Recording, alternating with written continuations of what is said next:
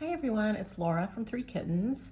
Today I'm going to show you the Emily Ocker circular cast-on, which is used if you're starting with a few stitches and immediately knitting in the round so that you don't get holes in your at the cast-on point.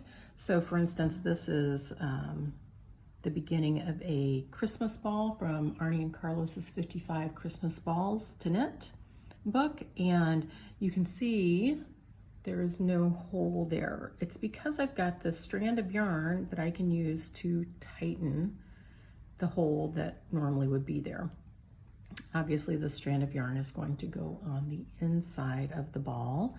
So I just haven't moved it there yet. So what you will need today in order to practice this method is a ball of yarn. I am using worsted weight yarn. This is Blue Sky Fibers wool stock. You will need appropriately sized knitting needles, 4 or 5 depending on what your pattern calls for. The 55 Christmas Balls calls for 5 needles. I only have 4, but we're going to pretend like I have 5. These are size 7, US 7s, which are 4.5 millimeters. And then you will need a crochet hook that is approximately the same size or smaller. This is a USG, which is a 4 millimeter, so it's 0.5 millimeters smaller than the knitting needles that I'm using. If you have to use a crochet hook that's a different size than the knitting needles, go for one that's smaller rather than one that's larger, because you don't want your stitches to be too loose. So the first thing you're going to do is you're going to form a ring around your fingers, or a loop. Let's call it a ring just to be consistent. You're going to have the tail coming out across your palm, not across the top of your fingers, and you want a fairly long tail so that you have enough tail to pull on later. So the first thing that and also keep this ring around your fingers as much as possible. I forgot to put my working yarn over my fingers here, so I'm doing that now. I'm now putting my fingers back through the ring. So you're going to go through the ring and draw the working yarn through so you have a loop on your crochet hook. Then you're going to grab the working yarn and pull it through that loop. Okay, so now you have 1 stitch on your crochet hook. You're going to go back through the ring, grab the working yarn and pull it through, and then grab the working yarn again and pull it through that loop. Now you have 2 stitches on your crochet hook, and you're going to continue to do this through the ring, pull the working yarn through, grab the working yarn, pull it through the loop, 3 stitches, through the ring, grab the working yarn, pull the working yarn through, 4 stitches. And for the 55 Christmas balls, we want 12 stitches, so that's what I'm going to do. So you just keep doing that through the loop, pull the working yarn through, and then pull the working yarn through that loop, through the ring, pull the working yarn through, pull the working yarn through the loop. It's basically like doing a single crochet through the ring, but not going through the stitches on your crochet hook. So 3 more to go.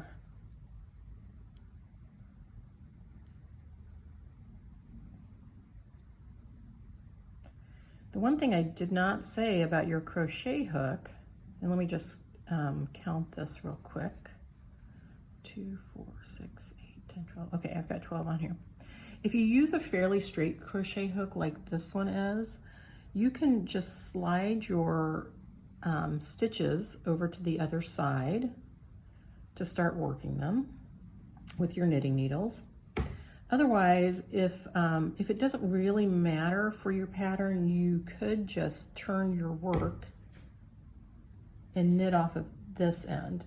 However, I will tell you, if you do it this way, where you're knitting off the working end of the crochet hook, your first round will be you will get a purl ridge round. So for instance, I don't know if you can see it here, but right there you can see the purl bumps.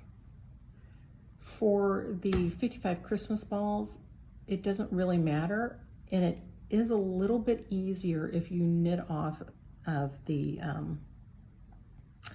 working part of your crochet hook, the hook part, because it's easier to keep your working yarn taut. I'm going to show you how to do it off of the other end so that you have a nice knit edge. But it is a little bit more difficult to just make sure that the first stitches are tight and the float isn't too long between this end and the first stitches over here. A lot of patterns or a lot of tutorials that I've seen for the Emily Ocker circular cast on will tell you to place your stitches onto your knitting needles now. I prefer to knit them off the crochet hook because these stitches are a little bit loose, and my double pointed needles tend to fall out, and then I'm scrambling to try to pick them up, and then I have to start all over again. So I prefer to just knit them off. So first we're gonna grab this tail and we're gonna tighten it up a little bit. All right, so it's not completely tight, but it's partially tight. Then I'm gonna slide them down to the other end, and I'm going to move my yarn over here since I'm knitting now. And we're going to knit, because I have 12 stitches and I want them evenly divided among 4 knitting needles, I need to knit 3 onto each needle. So I'm gonna knit this and I'm gonna pull as tightly as I can. It's gonna be hard because, you know, there's all this space in here. And then I'm gonna pull even tighter. I don't know if you saw that working yarn tighten up. Then I'm gonna knit the next stitch and pull again super tight to try to get even more of that. We'll tighten it up in just a second. And then one more. Okay, so I've got 3 on my first needle. I'm gonna get this needle parallel and then tighten this up to get that float even shorter. All right, so now I've got my floats pretty good. Then I'm gonna pick up my next needle and go ahead and knit the next 3. Make sure you pull your double pointed needle till it's about halfway. Your stitches are about halfway.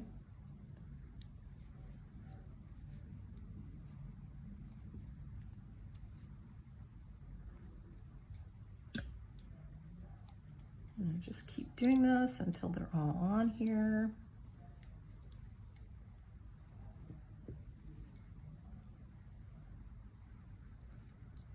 The nice thing about the 55 Christmas balls to knit is that the first row is just a knit row. If you were doing some other kind of pattern and it called for increases in the first row, you could easily increase right away into the first row, just knitting off of here.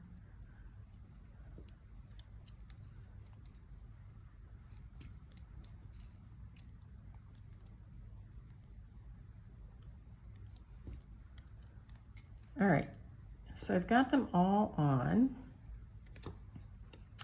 and let's get these set up so you can see them.